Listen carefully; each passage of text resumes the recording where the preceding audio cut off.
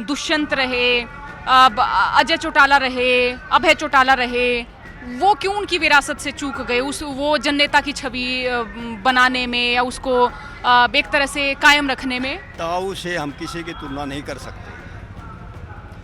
जो उनको ताऊ की उपाधि मिली है वो छोटी बात नहीं है। मनोहर लाल के बारे में कहा जाता है कि वो एक जननेता के तौर पे खुद को नहीं उतार पाए, तो आम गांव देहात का जनमानस उनकी उस छवि को लेकर क्या सोचता है? आम जनमानस से जब हम पूछते हैं तो वो देवीलाल के बारे में बोलते हैं कि उन जैसा नेता तो हो नहीं सकता।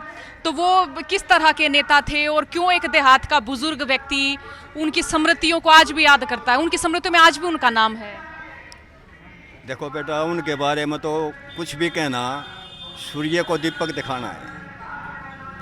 वो जननायक थे, जन नेता थे, जन हितैषी थे, जनता के तकलीफ को अपनी तकलीफ समझा करते और जनता के साथ वो अपने आंसू बहा दिया करते। तो हमें तो ऐसा महसूस नहीं होता कि कभी ताऊ भी पैदा होगा। अच्छा, उनके परिवार के तो है ना, जैसे ओपी चौटाला साहब आए, दुष्यंत रहे, अजय चौटाला रहे, अभय चौटाला रहे, वो क्यों उनकी विरासत से चूक गए उस वो जननेता की छवि बनाने में या उसको एक तरह से कायम रखने में?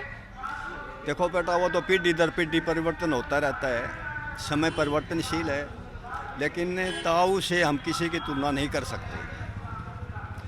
जो उनको ताऊ की उपाधि मिली है वो छोटी बात नहीं है।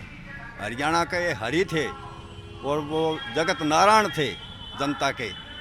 उनका मुकाबला तो करने वाला आसपास को दिखाई नहीं दे रहा और कल्पना भी नहीं करनी चाहिए हमने।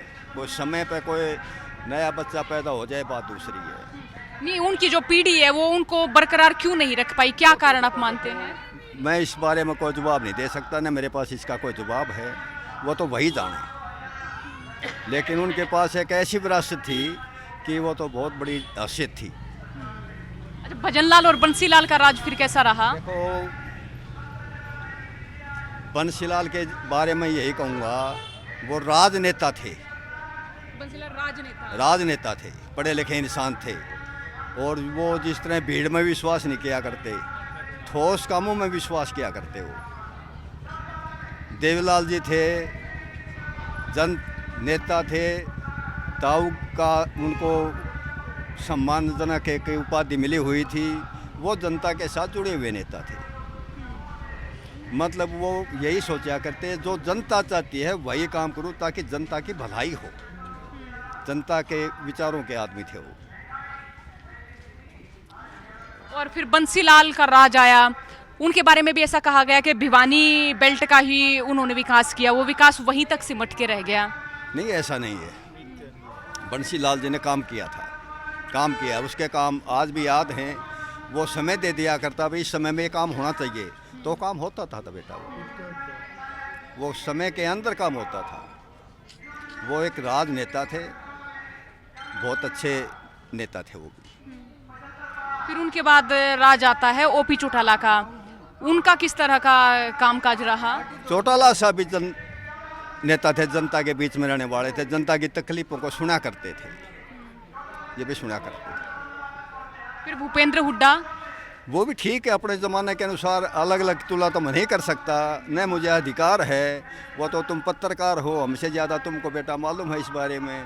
तो हर एक बात जो बात पूछी वो मैंने उनका जवाब जैसा मैं जानू था वो संतुष्ट करने की कोशिश की। उससे बेटी संतुष्ट हो या नहीं हो। फिर इतने सारे 3 लाल हुए, फिर चौथे आए ये मनोहर लाल।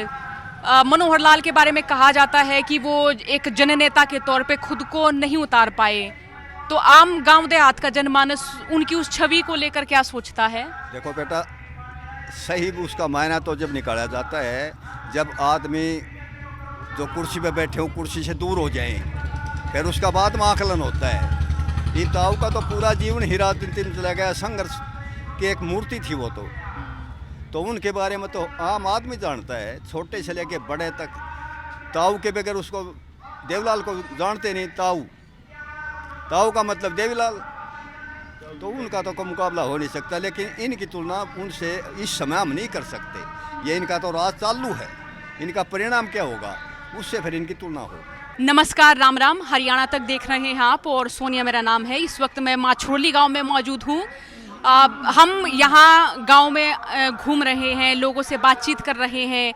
गांव देहात में आम जनमानस क्या सोच रहा है, क्या कह रहा है, उन तमाम बातों से आपको मुखातिब करा रहे हैं। मेरे साथ यहाँ एक बुजुर्ग मौजूद है। ताऊ, नाम क्या है आपका? धर्मपाल है बेटा। गांव कौन सा आपका? मारोत है। ये यहाँ माछरोली से कितनी दूर पड़ता है? इसी विधानसभा में ये? इसी में है।